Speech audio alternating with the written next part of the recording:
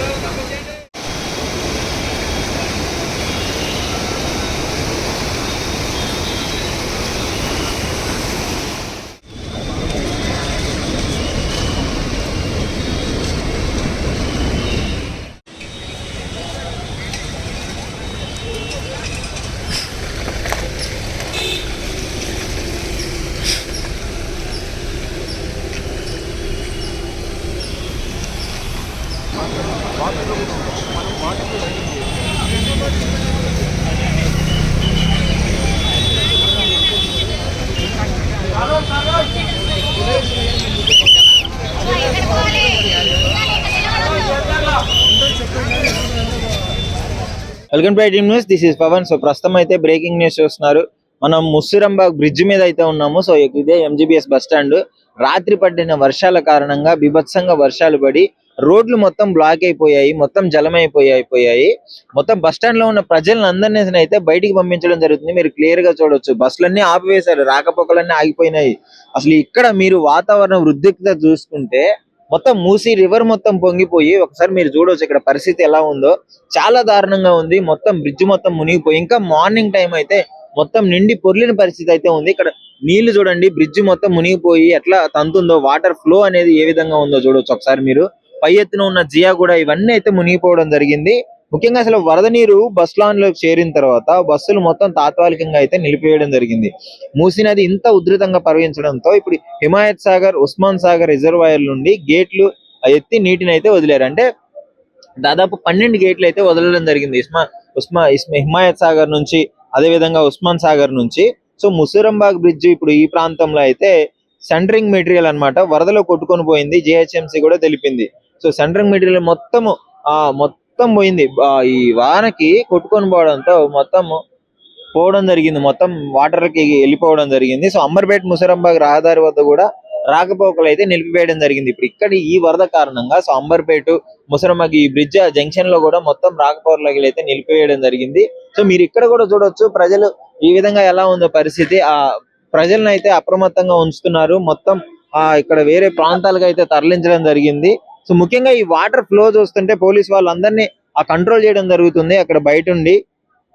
So ఈ ఒడ్డున అయితే దాదాపు 1200కు పైగా కుటుంబాలు అయితే అధికారులు అయితే సురక్షిత ప్రాంతాలకు అయితే తరలించడం జరిగింది. అంటే 1200 కుటుంబాలు అంటే మీరు అర్థం చేసుకోవచ్చు, సురక్షిత ప్రాంతాలకి 1200 కుటుంబాలు తరలించారు అంటే ఏ రకంగా ఎంత పెద్ద వరద వచ్చిందో మీరు క్లియర్ గా అర్థం చేసుకోవచ్చు. అంటే ఇక్కడ పైన ప్రాంతాలు, లోతట్టు ప్రాంతాలు ఇక్కడ మీరు క్లియర్ గా చూస్తున్నారు కదా. ఈ లోతట్టు ప్రాంతాల్లో ఉన్న వాళ్ళందరినీ 1200 కుటుంబాలు సురక్షిత ప్రాంతాలకు అయితే తరలించడం జరిగింది. ఈ ఈ ఈ రేంజ్ లో వర్షాలు పడడం అంటే హైదరాబాద్ లో ఎప్పుడైనా వర్షాలు పడితే మాత్రం ఇలాంటి పరిస్థితులే ఉన్నాయి. సురక్షిత ప్రాంతాలకు తరలించడము, ఇక్కడ బ్రిడ్జ్ కి సంబంధించిన మెటీరియల్ కూడా కొట్టుకొని పోయిన పరిస్థితి అయితే మనం క్లియర్ గా చూడొచ్చు. అక్కడ మీరు చూడొచ్చు ముఖ్యంగా బస్ స్టాండ్ లో ఏం లేకపోవడంతో ప్రజలందరూ అయితే అక్కడ నుంచి బయట ప్రాంతాలకు అక్కడ నుంచి పోలీసు వాళ్ళు కూడా వచ్చి అయితే అక్కడ తరలించడం జరుగుతుంది. సో ఇది పరిస్థితి ఇక్కడ. ఇంకా చూసుకున్నట్లయితే ముఖ్యంగా అసలు వరదకి ఏమేం ప్రాంతాలు ముంపునకు గురయ్యాయని చూసుకుంటే ఎంజీబీఎస్ బస్ ప్రాంతం స్టేషన్ లో అయితే వరద నీళ్లు ప్రవహించింది కదా. సో ఎంజీబీఎస్ బస్ స్టేషన్, అదే విధంగా చాదరగట్టు నది ఒడ్డున ప్రాంతాలు అయితే మొత్తం వరదే నిండిపోయింది చాదరగట్ లో. ఇక్కడ మిథిలానగర్ లో కూడా మిథిలానగర్, మీర్పేటు ఈ స్వాల్ ప్రాంతాల్లో కూడా నీరు మొత్తం ప్రవేశించి ఇబ్బందికరంగా మారింది. ఈ వికారాబాద్, రంగారెడ్డి నియోజకవర్గాలు అయితే మూసీ నదికి ఒక పెద్ద ప్రవాహమే వచ్చిందని చెప్పుకోవచ్చు. చాదరగట్ బ్రిడ్జ్ రోడ్లు కూడా మొత్తం మూసేయడం జరిగింది. అంటే చాదరగట్ బ్రిడ్జ్లన్నీ మూసేసి మొత్తం అంటే ఈ రేంజ్ పరిస్థితి నెలకొనిందంటే ఇంక మీరు అర్థం చేసుకోవచ్చు వరద ఉద్రిక్తత ఎలా ఉందో గేట్లన్నీ ఎత్తేసిన తర్వాత కూడా. సో ఇది పరిస్థితి. సో ప్రస్తుతం అయితే ఇక్కడ ముస్సిరంబాగ్ బ్రిడ్జ్ మీద ఉండి మనం అయితే రిపోర్ట్ చేయడం జరుగుతుంది. ఇక్కడ మీరు క్లియర్ గా విజువల్స్ చూడొచ్చు. మొత్తం ఇక్కడ చూసుకున్నట్లయితే వాటర్ తంతుంది, మొత్తం పైకి తంతుంది. అక్కడ మీరు క్లియర్ గా చూస్తున్నారు కదా. ఇంత పెద్ద ప్రవాహం అయితే ఈ విధంగా ఇక్కడ పరిస్థితులు ఉన్నాయి. కొట్టుకొని పోయిన పరిస్థితి మొత్తం మీరు ఇక్కడ క్లియర్ గా చూసుకున్నట్లయితే అధికారులు మన డెవలప్మెంట్ అధికారులు మూసీ నది రివర్ డెవలప్మెంట్ వాళ్ళు కూడా వచ్చి మొత్తం పరిశీలించడం జరిగింది ఇప్పుడే. అది క్లియర్ గా చూసి ఎంత వాటర్ విడుదల అవుతుంది, ఎంత వాటర్ నదిలోకి ప్రవహిస్తుంది, అవంతా క్లియర్ గా చూసి అయితే చెక్ చేయడం జరిగింది. సో ప్రస్తుత పరిస్థితి అయితే ఇలా ఉంది. ఒకసారి బయట కూడా ఒకసారి బస్ స్టాండ్ లోపల ఎలా ఉందో కూడా ఒకసారి వెళ్ళి తెలుసుకునే ప్రయత్నం అయితే చేద్దాం. మార్నింగ్ నుంచి బస్సులు నిలిపివేయడంతో, సో వరద ఉధృత కారణంగా బస్ స్టాండ్ లో నీళ్లు వెళ్ళిపోవడంతో ప్రయాణికులందరినీ బయటకు అయితే తరలించడం జరిగింది. సో తాత్కాలికంగా అక్కడ బస్సులు నిలిపివేయడంతో సో ఇక్కడ అయితే చేయడం జరుగుతుంది.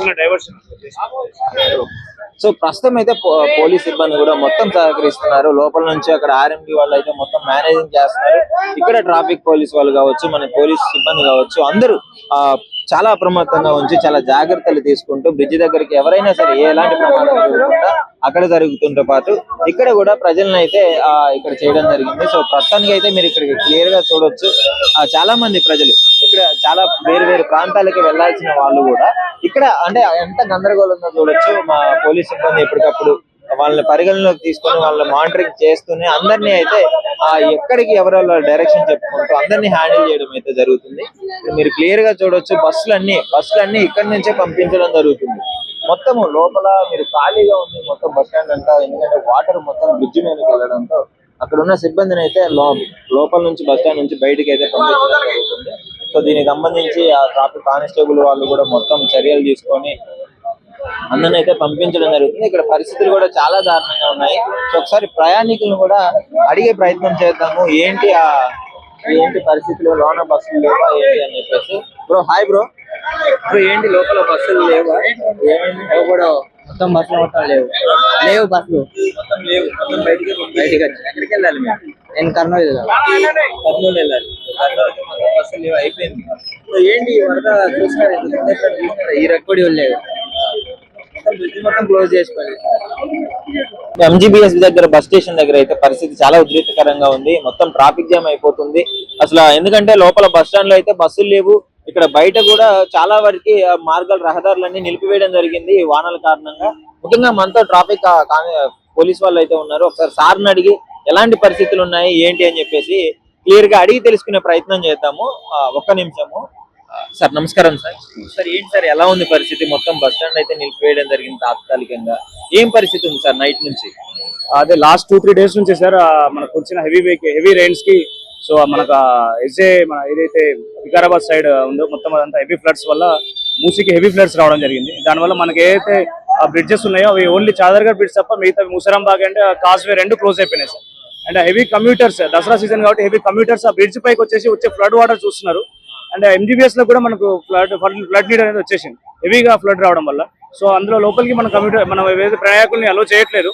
వాళ్ళకి ఈజీగా ఉండేటట్లు, ట్రాఫిక్ ఎలాంటి అబ్జెక్షన్ రాకుండా ఉండేటట్లు, వాళ్ళ వేస్ కి తొందరగా ఈజీగా వెళ్ళిపోయేటట్లు పై ఆఫీసర్స్ ఇన్స్ట్రక్షన్స్ మేరకు మేము చాదర్గఢ్ బ్రిడ్జ్ ని అవాయిడ్ చేసేసి ఏ బస్ అయినా సరే టువర్డ్స్ వరంగల్ బస్ కానీ, వరంగల్ కానీ, విశాఖపట్నం, విజయవాడ వెళ్లే రూట్లలో అండ్ శంషాబాద్, కర్నూలు వెళ్లే రూట్లలో బస్సెస్ అన్నింటినీ మనం శివాజీ బ్రిడ్జ్, మన MGBS out gate, Azampura, Malakpet, Dilsukh Nagar అటు సైడ్ వెళ్తే మళ్ళీ శివాజీ బ్రిడ్జ్ అండ్ అఫ్జల్ గంజ్, ఆరాంఘర్ ఆ రూట్లలో డైవర్ట్ చేస్తున్నాము.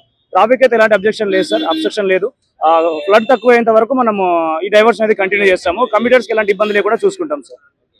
ఇప్పుడు ముఖ్యంగా మీరు ఎప్పటి నుంచి ఇట్లా చేస్తున్నారు సార్ మొత్తం ఇబ్బంది లేకుండా?